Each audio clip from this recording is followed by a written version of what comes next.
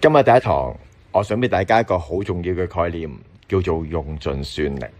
好多人成日以為啦，用 AI 就係開 Gemini 啦，問一條問題，等一個答案。其實唔係㗎，真正識用 AI 嘅人呢，唔會只係靠一個工具，佢係會用同時幾個㗎。可能又用豆包啦，又用 Gemini 啦，又用 Claude 啦，GROK，甚至乎係其他唔同嘅工具。點解咁做呢？因為每一個 AI 咧都有自己嘅強項，有啲適合資料搜尋，有啲適合文案，有啲適合分析。只要你識得分配任務啦，就等於你唔係得一個助手，而係同時有一隊嘅 AI 團隊幫你做嘢。今日下晝啦，俾個真正嘅挑戰你哋，試下將其中一個 AI 用到盡，冇晒 limit。聽落好似好誇張，但其實呢個係一個訓練嚟㗎。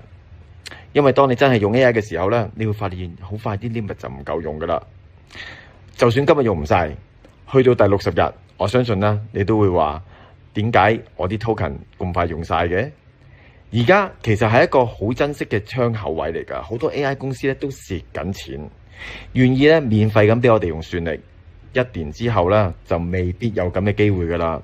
所以今日開始啦，就用多啲 AI，用唔同嘅工具，放大自己。